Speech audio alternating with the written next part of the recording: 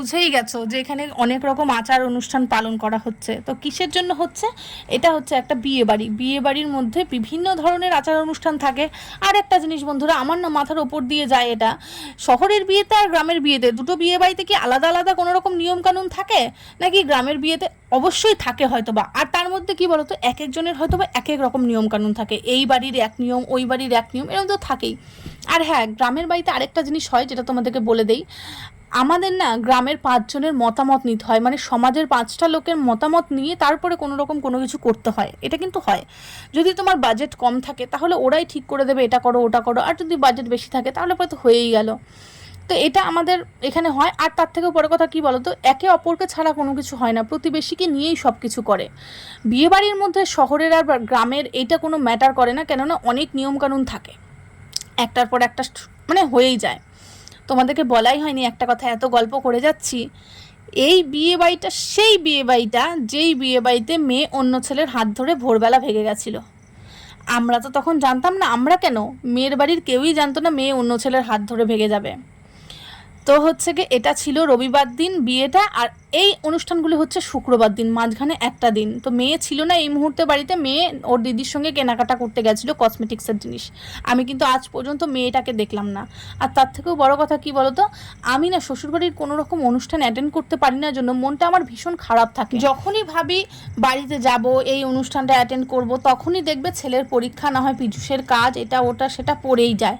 আমার শেষমেশ আর এখানে আসা হয়ে ওঠে না। তো যাই হোক, এবার যখন এখানে রয়েছি তাই জন্য ভাবলাম আমি অ্যাটেন্ড করি। ওমা, এই বিয়ে বাড়িটাও যে আমার খাওয়া হবে না কি করে জানবো, কেউই তো জানতো না, শুধু মেয়েটাই জানতো মনে মনে।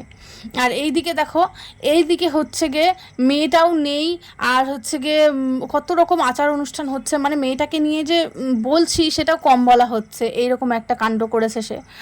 আর এইদিকে মেয়েটার কিন্তু বিয়ে হয়ে গেছে অন্য ছেলের সঙ্গে, তোমাদেরকে তো বলাই হয়নি। আমি তো অনেক দিন থেকে ভিডিও ছাড়ি না যে বলবো ডিটেলস, আমার অ্যাকচুয়ালি মন টন সব কিছু ভেঙে গেছে, ভিডিও আর করা হচ্ছে না, একটার পর একটা মানে হয়ে উঠছে না, কি বলবো, মন টন ভেঙে গেছে বলতে কি, মানে ভিডিও করছি, ভিডিও কোনো রকম সাকসেস পাচ্ছি না, তো এই জন্য মনটা একটু ভেঙে গেছে।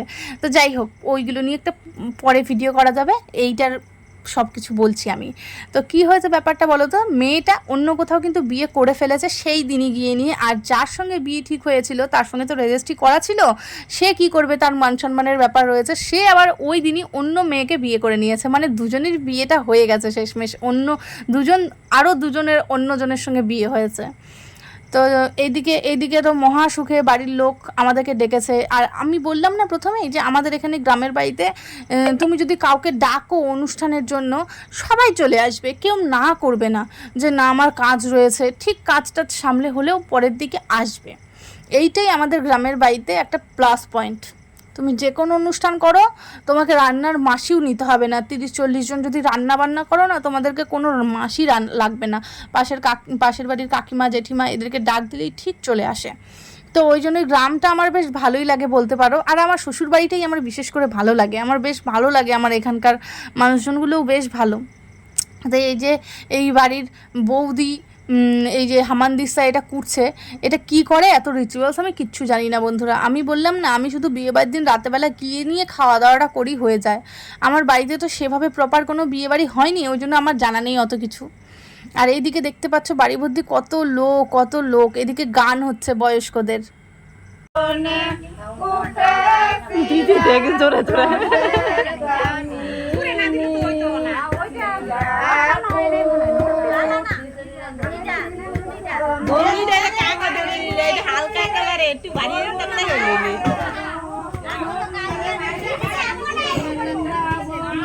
গান তো শুনলে কেমন লাগলো সেটা কিন্তু বলো। হাজারো টাকা ঢাললেও এরকম একটা গান খুঁজে পাওয়া যাবে না, কেননা আগেকার দিনের মানুষগুলো তাদের বিয়ে বাড়িগুলো এভাবেই মাতিয়ে রাখতো, মজায় ভরিয়ে দিত। তখন কি আর ডিজে সাউন্ড বক্স এসব ছিল? কিচ্ছু ছিল না। তখন ছিল মানুষের মনের মধ্যে এক একজনের প্রতি ভালোবাসা, শ্রদ্ধা, আন্তরিকতা, যেটা এখনকার দিনে কিছুই পাওয়া যাবে না, বিশেষ করে শহরের বিয়ে তো পাওয়াই যাবে না। তো এই আর কি, বিভিন্ন ধরনের আচার অনুষ্ঠান হচ্ছে, ওই কোটাকুটি হলো। এবার হচ্ছে গিয়ে আরেকটা রিচুয়াল, যেটা হচ্ছে গিয়ে সবার মাথায় মাথায় যারা যারা এওশ্রী আছে তেল দিতে হবে। এওশ্রী বলতে যারা যারা এসছে। তো আমি বলেছি ভাই আমাকে তেল দেবে না, কেননা আমি মাথায় তেল দিই না, আমাকে 1 ফোঁটা দেবে, আমি হাতের মধ্যে আঙুল দিয়ে ছুঁয়ে নেব। তার মধ্যে এখানে কি করতে হবে বলো তো, সবাইকে একটা করে বাতাসা খেতে হবে, আলতা পরতে হবে, মানে প্রপার যেগুলো গ্রামের বউরা করে থাকে নিয়ম আচার অনুষ্ঠান, খুব ভাল লাগছে। তো সন্ধ্যাও হয়ে যাচ্ছে, দিদিভাই বলছে সঞ্চিতা চলো, তো এই যে আলতা পরছে, আলতা পরার পর পান খেতে হবে। তো আলতাটা আমি দিদিভাইকে বলছি দিদিভাই চলো তোমাকে আমি পরিয়ে দিই, আমার বেশ ভালোই লাগে। তো এই যে কাকিমা পরিয়ে দিচ্ছে সবাইকে আলতা। এদিকে হচ্ছে গিয়ে আমার ছেলে বিরক্ত হয়ে যাচ্ছে, খুব গরম পড়েছে, খুব গরম। তা আমাকে দিদিভাই বলেছে কি সঞ্চিতা তুমি বাড়িতে তো নাইটি ফাইটি পরে থাকো, কিন্তু এখন যদিও কোনো অনুষ্ঠানে যাচ্ছ তুমি না শাড়িটা পরো, কেননা হচ্ছে গিয়ে বিয়েবাড়ির মতো একটা অনুষ্ঠান। তখন থোড়েই জানতাম যে বিয়েটা হবে না, তো আমরা তো পুরাই মজা করে অনুষ্ঠানগুলো পালন করছি। তো এই যে শাড়ি টাড়ি পরে একদম গ্রামের বউ সেজে আমি চলে এসেছি। আর এখানটায় দেখো সব আচার অনুষ্ঠান হয়ে যাওয়ার পর সবাইকে একটা করে প্রণাম করছে, আমাকেও করতে এসেছিলো কিন্তু আমি লজ্জায় প্রণামটা নেইনি। তো তারপরে কি বলো তো, পান খেতে গিয়ে হয়েছে একটা জ্বালা। আমি না পান ছিঁড়ে ফেলেছি, মানে মাঝখান থেকে ছিঁড়ে ফেলেছি, দুখণ্ড করেছি, আমরা 3 যা মিলে খাবো। তো আমাকে বলছে যে না যারা যারা আছো এখানে সবাই একটা করে গোটা করে পান খাবে, ছিঁড়লে নাকি কিছু ওরা মানে সেটা। তো আমি না অর্ধেক করে ফেলেছি যে অর্ধেক পান খাবো। ওমা তখন ওই যে দেখো না আমাকে সেই গোটা করে নিয়ে তারপরে খেতে হলো। এই পানটা খাবো, খাওয়া দাওয়া করে বাড়ি চলে যাবো। আর সব আচার অনুষ্ঠান দেখানো তো সম্ভব হয় না, বেশ ভালোই লাগলো। আমি অনুষ্ঠান অ্যাটেন্ড করতে পারি না, যেটুকুনি পেরেছি ভালোই লেগেছে। এদিকে আমার ছেলে আমাকে জ্বালিয়ে ফেলছে, মা চলো চলো চলো, দিদি ভাইও বকাবকি করছে, সন্ধ্যাবাতি দিতে হবে, বাড়ি থেকে বকবে। তো যাই হোক চলো, অন্য একটা ভিডিওতে তোমাদের সঙ্গে দেখা হবে, খুব ভালো থাকবে।